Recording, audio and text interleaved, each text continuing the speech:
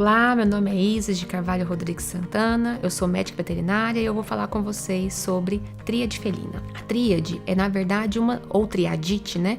É, na verdade, uma síndrome de caráter inflamatório em que eu tenho um acometimento de 3 órgãos principais, né? Que seria os órgãos hepatobiliares, o pâncreas e os intestinos, né? E quando eu digo nesses 3 órgãos, né?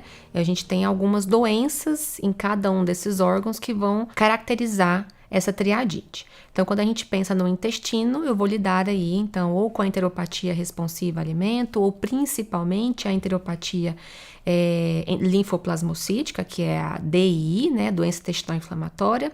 Quando a gente pensa nas doenças hepatobiliares, eu estou falando sobretudo das colangites ou colangiohepatites, mas a colecistite, que é a inflamação da vesícula biliar, também pode estar associada. E quando eu estou falando de pâncreas, a gente pode aí relacionar sobretudo a pancreatite, mas a insuficiência pancreática exócrina também pode estar associada aí com a triadite. Esse trabalho é só para poder mostrar a relação entre esses órgãos, né? Então a gente tem aí que esse trabalho avaliou gatos com sinais gastrointestinais e também sem sintomas, mas dentre os gatos com sintomas gastrointestinais, a gente tem aí que 22% deles tinham a doença inflamatória intestinal somado com a colangite, enquanto que 7% deles tinham a enteropatia linfoplasmocitária, DI, junto com pancreatite. Só as duas. Enquanto que 30% deles, uma pequena maioria, vamos dizer assim, né, tinham a triadite, que é os 3 órgãos inflamados. Então, esse trabalho mostra que tanto a triadite quanto a inflamação de 2/3 dessas doenças, né, que seria pancreatite com enteropatia, enteropatia com colangite ou colangite com pancreatite, também é bastante comum. Então, quando a gente fala de triadite, é claro que de forma obrigatória eu preciso que esses 3 órgãos estejam inflamados, mas não é incomum eu ter um animal só com 2 desses inflamados. Certo? Então, a gente precisa pensar na tríade sempre, no felino, com sintomas gastrointestinais, mas nem sempre essa tríade se confirma e acaba ficando confirmado somente 2 deles acometidos. Mas isso não quer dizer que o animal não tenha um risco de desenvolver a tríade. Isso acontece porque existe uma relação anatômica, né? E também funcional muito próxima entre esses órgãos. Então, como essa imagem mostra aí, a gente tem o pâncreas, né?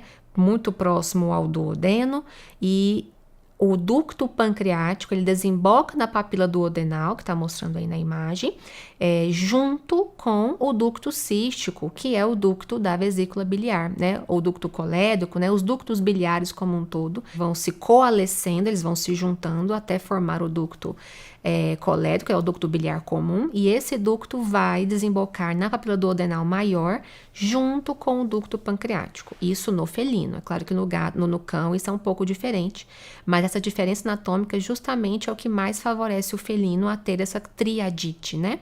Então, por isso que não é incomum você ver um paciente que começou com uma alteração inflamatória intestinal e isso levou a uma inflamação pancreática e biliar ou vice-versa, tá?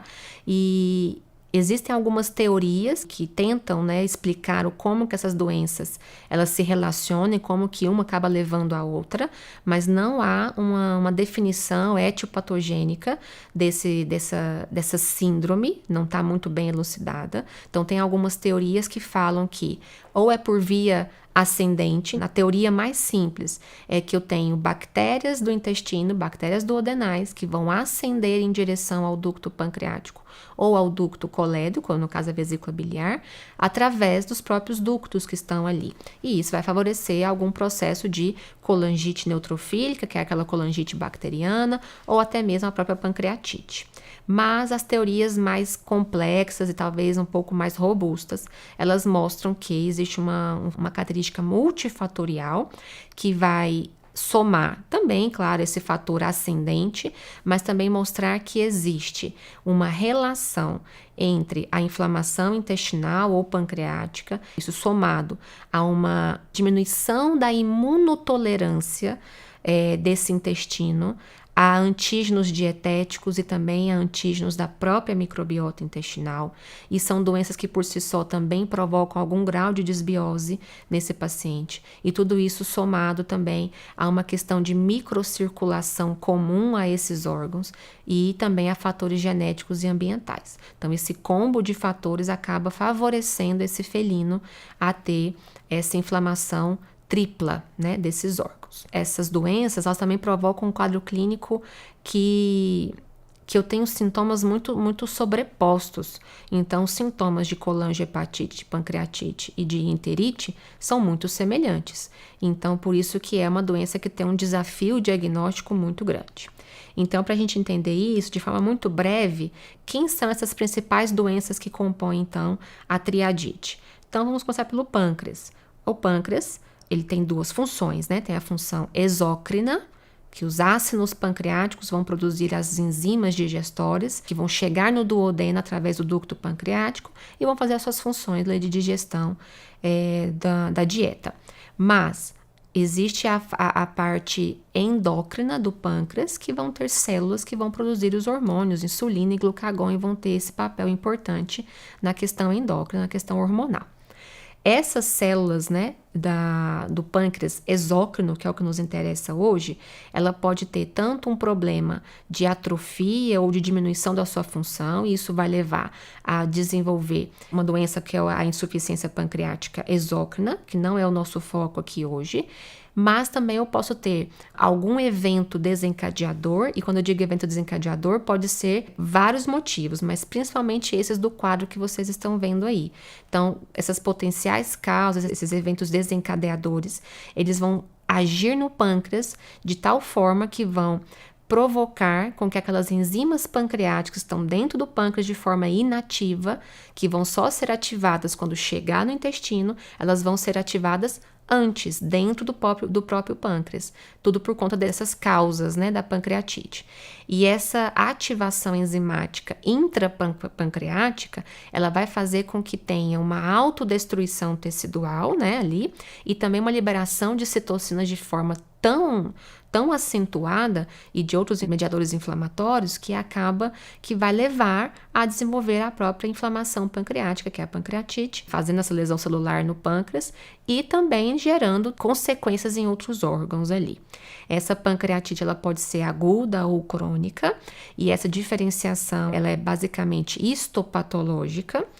A gente consegue ter uma noção se o animal tem ou não a pancreatite aguda ou crônica com ultrassom, que talvez consiga te dar um norte, mas é só sugestivo.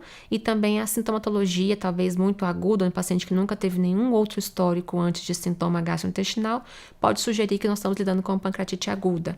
Mas essa definição ela é realmente, basicamente, só histopatológica, tá? A colangite ou a colangiohepatite, ela é uma doença hepatobiliar muito comum em felinos, né? E ela é classificada em 3 tipos, baseado na causa dessa colangite ou dessa colangiohepatite, né? De forma muito simples, antes de falar da classificação, a colangite, ela é uma inflamação das vias biliares, dos ductos biliares, enquanto que a colangiohepatite é quando essa inflamação se estende para o parênquima hepático. Então, a gente fala colangite, colangiohepatite, porque geralmente uma puxa a outra. As causas de colangite, nós temos aí, então, a neutrofílica, em que existe um fator etiológico infeccioso, sobretudo bacteriano. A colangite linfocítica é aquela em que eu tenho uma causa inflamatória mesmo, em que eu vou ter um infiltrado inflamatório de linfócitos e também plasmócitos nesse tecido hepático e biliar, e a colangite parasitária, cuja causa é a infestação de parasitas biliares, como é o caso do anfímeros e do platinossomo, sendo o platinossomo o mais comum. E essas doenças também podem estar associadas com obstrução biliar extrahepática, ou por neoplasia, ou por inflamação, ou até mesmo por parasitose, e isso também levar a uma colangite ou uma colangiohepatite. A enterite linfoplasmocítica ela é antigamente conhecida como doença intestinal inflamatória. Ela é imunomediada, caracterizada por infiltrado de linfócitos e plasmócitos na mucosa intestinal, sobretudo o intestino delgado, e que vai provocar sintomas gastrointestinais persistentes ou até recorrentes, assim como também a própria pancreatite e as colangiohepatites. E a causa mais comum de vômito ou diarreia em felinos é pela enterite linfoplasmocítica. Então a gente vê aí 3 doenças com quadro clínico muito semelhante, de provocar vômito e diarreia de forma persistente ou até mesmo intermitente. Então, por isso que a gente fala, né, costuma dizer que são doenças que se sobrepõem de alguma forma. Então, o desafio vem de saber quem é a doença predominante ou qual é aquela doença que mais está provocando o sintoma, que esteja com um quadro mais grave, para poder guiar o nosso diagnóstico e, sobretudo, o tratamento. Então, a visão geral do diagnóstico ela vai se basear em toda essa condição em que eu preciso saber o histórico desse paciente, sobretudo o histórico gastrointestinal, ou de outras doenças que ele possa ter tido ao longo da vida, para entender se ele já tem alguma doença concomitante que vai levar a uma triadite ou não, né? E a sua sintomatologia, como eu acabei de comentar com vocês.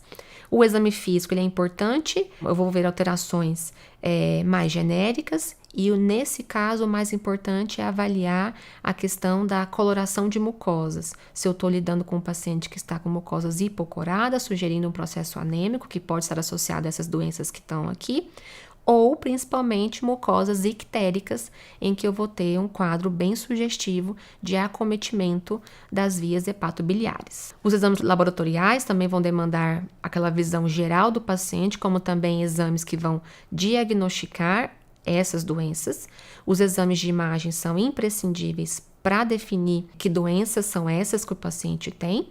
E também posso associar essa avaliação com uma análise citopatológica, fazer uma citologia de fígado, talvez de pâncreas ali, coletar bile para poder auxiliar nesse diagnóstico, mas principalmente o diagnóstico definitivo ele é baseado na análise histopatológica, na biópsia desses tecidos. Então, quando a gente pensa em exames de forma geral, né, exames de sangue mais inespecíficos, eu ressaltei aqui alguns que podem estar alterados a depender de qual doença é essa, né? Então, a gente tem aí a pancreatite, em que eu vou ter, sobretudo, a necessidade de avaliar o cálcio e a albumina, porque é comum estar diminuído esse cálcio e a albumina nas pancreatites, isso no felino, e a hipocalcemia da pancreatite do felino, ela é um fator prognóstico ruim, então ele sempre tem que ser avaliado.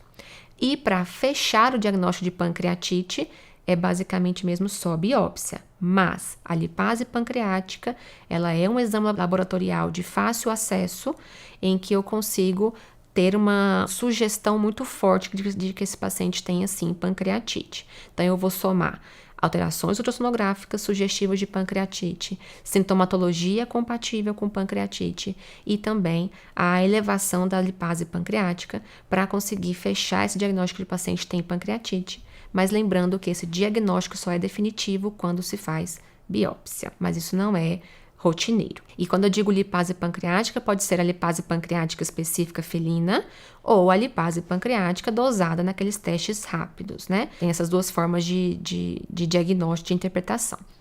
Em relação à colangiohepatite, a gente tem principalmente um quadro clássico de aumento de enzimas hepáticas. Então, sobretudo, a ALT, a fosfatase e a GGT e também as bilirrubinas, quando o paciente já está desenvolvendo um processo mais ictérico. Os ácidos biliares também podem estar aumentados, mas é importante ressaltar aqui para vocês que não se dosa ácidos biliares em paciente que está ictérico. Então, ele é um exame de grande valor para entender como é que está a função hepática desse paciente, mas no paciente que já está ictérico, esses ácidos biliares vão também estar aumentados, mas é um falso aumento. Então, ele não é um exame fidedigno para este fim. Mas no paciente que ainda não está ictérico, ele é um exame excelente para fazer essa avaliação mais completa do fígado. Lembrando que a ALT é uma enzima que é um marcador de lesão hepática, de lesão celular, enquanto que fosfatase e GGT são marcadores de colestase, de estase das vias biliares. Então, são exames complementares, não excludentes. No felino, a fosfatase alcalina, ela geralmente vai estar aumentada em pacientes com lipidose, mas a colangite também pode provocar esse aumento, enquanto que a GGT aumenta nesses processos colestáticos da colangite e da colangiohepatite. Então, são análises de avaliação geral e de acompanhamento desse paciente. Na enteropatia crônica, esses exames todos que eu já comentei também são muito importantes, mas de forma mais específica, o fósforo e a albumina podem estar diminuídos também na enteropatia crônica por conta de má absorção nutricional e também pode vir associado com uma hipovitaminose de vitamina B12, que é a cobalamina, ou a B9, que é o ácido fólico. Isso também é um fator de avaliação geral desse paciente e também de ajuste do tratamento. No sentido do hemograma, tem alterações muito inespecíficas, então eu posso ter anemia, neutropenia, desvio à esquerda, trombocitopenia, mas não são específicos para nenhuma dessas doenças, mas é de avaliação geral e de acompanhamento desse paciente. A ultrassonografia, então, ela mostra nesses quadros que eu coloquei para vocês, mostra aí um resumo do que a gente consegue observar de alterações em cada um desses órgãos. Então, é importante ter um bom colega ultrassonografista para poder avaliar esses órgãos de forma muito específica e com bastante cuidado, porque no gato qualquer pequena alteração discreta ou quase imperceptível já é um sinal de que te ajuda a definir se eu estou lidando com uma tríade ou não.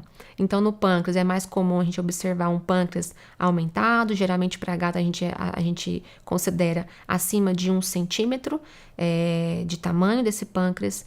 Ele geralmente vai estar mais hipoecóico quando eu estou lidando com uma pancreatite de caráter um pouco mais agudo, mas ele pode estar mais hiperecóico, mais com tons de cinza mais claro, quando eu estou lidando com um quadro mais crônico ou um crônico agudizado. E é importante ver também que esse paciente pode ter uma reatividade mesentérica, peripancreática, de forma muito comum. E isso também já pode sugerir uma inflamação pancreática. Na colangiohepatite, também são alterações mais gerais do fígado. Ele pode estar aumentado de tamanho, além dos limites do gradil costal. Esse fígado pode geralmente estar hiperecóico por conta de infiltrado, gorduroso nesse órgão, e dá esse aspecto mais hiperecóico. Ele também pode se apresentar hipoecóico. Os ductos biliares podem estar dilatados. Isso aqui é fundamental ser avaliado no felino. Então, se eu tenho uma dilatação, mesmo que discreta desse paciente, quando eu digo discreta, é acima de 0,4 centímetro de tamanho desse ducto, isso já é sugestivo de uma colangite. E quando eu tenho valores muito maiores do que de 0,4, eu também posso estar lidando com um quadro obstrutivo. Então, a avaliação de ducto biliar e ultrassom do felino, ele é primordial. Também pode ser observado colélitos, tanto nos ductos extrahepáticos, quanto nos ductos intrahepáticos, quanto também na própria vesícula biliar, e também podem ser observadas anormalidades na parede da vesícula, seja eles de espessamento ou de irregularidade, ou até mesmo formação de pólipos nessa parede, e isso também sugeria um processo de colecistite associado à colangite. Na enteropatia crônica também são observadas alterações ultrassonográficas discretas ou não, mas qualquer sinal já é sugestivo de inflamação. Então, a gente pode observar uma parede intestinal mais espessa ou até mesmo uma mudança na estratificação, no padrão de estratificação desse intestino. E isso pode ou não ter, e não ter também não quer dizer que não tenha problema, associado. Nas enteropatias também podem ser observadas alterações de linfonodo, e isso pode ser tanto por um quadro inflamatório, como também por um quadro neoplásico, no caso, o linfoma. E a ultrassonografia também pode ajudar bastante nessa avaliação do paciente com suspeita de tríade, porque ela pode permitir a punção aspirativa guiada por essa técnica. Então, é relatado fazer a punção aspirativa tanto de pâncreas, quanto de linfonodos mesentéricos, como também do próprio fígado, da vesícula biliar, mas na rotina em si não é tão usual fazer essa punção pancreática, mas é possível ser feito e pode auxiliar sim no diagnóstico, porque é menos invasivo e a depender da condição clínica daquele paciente naquele momento, não permitir uma anestesia junto com uma técnica, né, de biópsia mais invasiva, então eu posso conseguir fazer por um diagnóstico próximo aí com uma punção aspirativa. É claro que tem uma punção aspirativa negativa não descarta o problema, mas uma positiva também pode ajudar a confirmar essa situação e conseguir tratar até o animal poder permitir fazer uma biópsia mais completa. A punção do fígado e da vesícula biliar ela é feita com um pouco mais de frequência do que do pâncreas, sobretudo a punção de vesícula biliar, que hoje é a técnica padrão ouro para diagnóstico de colangite parasitária, para poder coletar a bile e fazer análise, né, uma citologia dessa bile para procurar ovos ou até mesmo o próprio platinossomo ou qualquer outro parasita de vias biliares. E a punção de fígado, ela também ajuda a entender esse processo, se tem presença de bactérias, esse tecido hepático, e isso sugerir uma colangite neutrofílica. A punção aspirativa de fígado, ela não é indicada na suspeita de colangite linfocítica, que é aquela colangite inflamatória.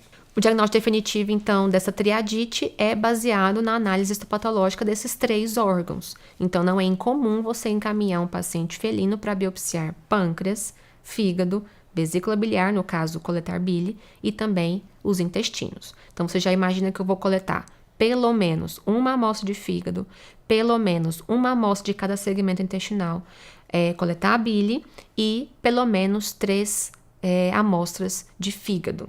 Então, esse é o que a gente costuma fazer na rotina.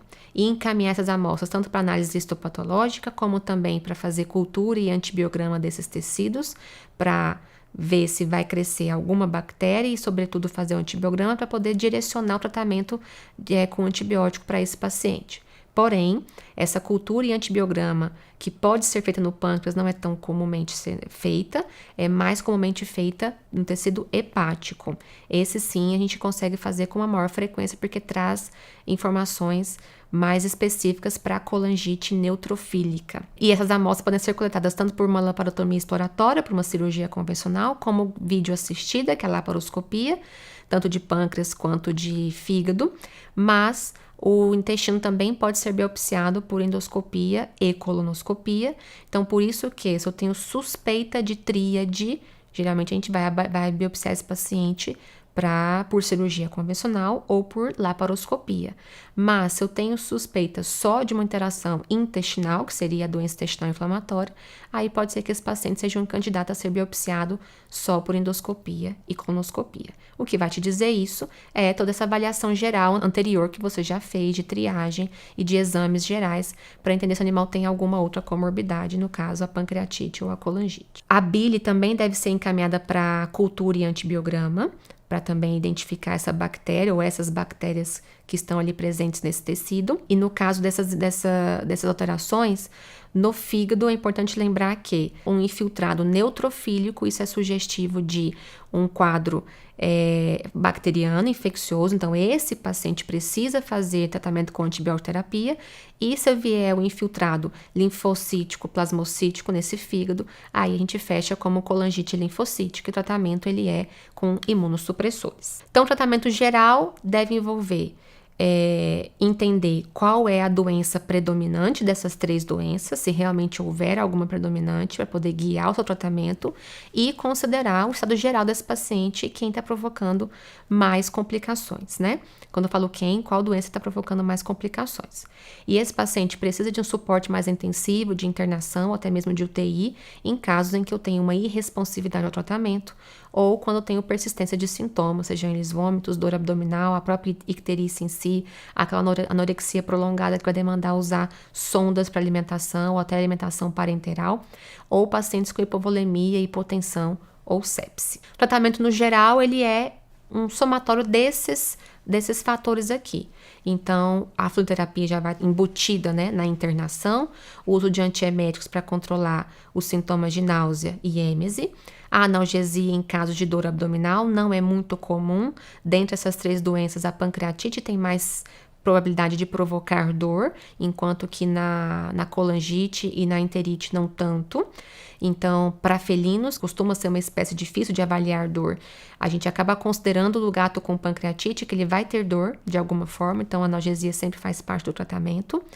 Antibióticos, se houver suspeita ou sinais que sugerem que ele está com translocação bacteriana, está com febre, desvio à esquerda, ou que já tem uma cultura e antibiograma positivos, e aí a antibioterapia vai ser direcionada para isso. Os imunossupressores, eles vão ser indicados somente nesses casos que eu já tenho o diagnóstico da colangite linfocítica ou até mesmo da própria enteropatia linfoplasmocitária, que vai demandar, lógico, o uso de imunossupressores. Mas no caso da colangite linfocítica, é primeiro importante tratar com antibiótico até esperar a cultura e antibiograma, para depois pensar em usar algum imunossupressor, porque isso pode gerar algum efeito colateral em outros órgãos que não vão ser tão desejáveis nesse momento. Não dá pra gente sair usando tudo ao mesmo tempo, de antibiótico, corticóide, porque eu posso acabar piorando uma coisa que não estava tão ruim, não estaria demandando usar um corticóide agora, por exemplo. Então tem que ter esse critério muito bem definido. A nutrição, ela é um fator muito importante para a triadite como um todo, assim como para essas doenças de forma isolada. As vitaminas, a suplementação vitamínica, ela também é importante e também baseada em exames de dosagem vitamínica, sobretudo em pacientes com enteropatia. Os nutracêuticos de suporte, então a gente também, no caso das colangites principalmente, é importante usar aqueles repositórios de glutationa ou os antioxidantes, hepáticos, porque é uma doença que provoca muita lise celular e muita liberação de radicais livres. Existe sim indicação de usar essas medicações como silibina, ácido ursodesoxicólico, o próprio SAMe, que é o S-adenosilmetionina, mas a gente não tem trabalhos que comprovam aquele efeito de melhora muito importante, mas a gente entende que isso auxilia no tratamento. A cirurgia, ela pode ser indicada sim em casos em que o animal tem clínica de obstrução biliar, principalmente, seja por inflamação irresponsiva ao tratamento ou principalmente por colélitos, por quadro de cálculos, e isso também é visto em exames de ultrassom e de radiografia. E aí a gente vai ter que talvez ou fazer a retirada desse colélito ou até fazer a derivação, de fazer a colecistoduodenostomia, que é ligar a vesícula biliar ao duodeno para poder diminuir esses riscos de obstrução. Mas isso em casos mais graves, Então, quando a gente pensa em nutrição, a gente tem basicamente as indicações de uma dieta de alta digestibilidade, com proteína de alto valor biológico, e nesses pacientes também é muito importante que ele também tenha um aporte de proteína hidrolisada, porque isso melhora tanto no quadro de colangiopatite, como também no quadro de enteropatia linfoplasmocítica, e ela é bastante indicada em pacientes com triadite. O prognóstico dessa doença, ela depende muito do quadro clínico daquele paciente no momento do diagnóstico e de qual é a doença predominante desse paciente, e também na severidade dessas doenças e a extensão sistêmica, o quanto essa triadite levou a complicações em outros órgãos, sejam eles aí da parte renal, cardíaca e até mesmo aquelas complicações de sepse que talvez gerariam também efeitos em outros órgãos. Importante ressaltar alguns fatores prognósticos ruins para essas doenças. Então, na pancreatite, como eu já comentei,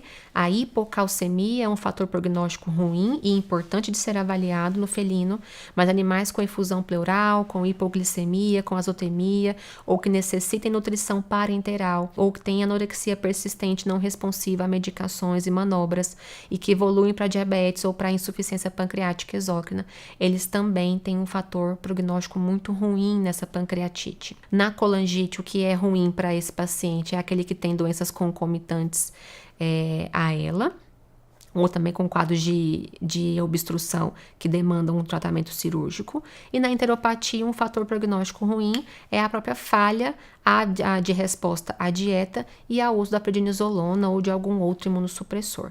Então, imagina um paciente com esse combo, de 3 doenças importantes ao mesmo tempo e com alguns fatores prognósticos isolados ali de cada doença acontecendo. Então, a gente tem um paciente com prognóstico bastante reservado e que demanda bastante atenção atenção. Então, por fim, é uma doença de caráter inflamatório, tanto a DI, a enteropatia linfoplasmocítica, quanto a colangite, quanto a pancreatite são de caráter inflamatório, que não tem uma etiopatogenia muito elucidada, então isso dificulta a compreender ainda o que realmente provoca essa relação entre essas doenças. Mas todo felino com sintoma gastrointestinal, ele precisa ser investigado para a tríade e investigar esses 3 órgãos e, sobretudo, investigar outros órgãos também podem estar acometidos juntos, ou que vai ter complicação para esses órgãos. E o tratamento ele é individual, depende de qual que é a doença predominante desse paciente, depende do estado geral daquele paciente no momento do diagnóstico. E isso pode evoluir, nesse momento pode ser que a pancreatite seja o mais importante, mas ele evolui que a colangite agora vai demandar mais atenção. Então é uma doença bastante dinâmica e que precisa de muita atenção direta nesse paciente. É isso, agradeço a atenção e fiquem ligados nessa jornada do conhecimento.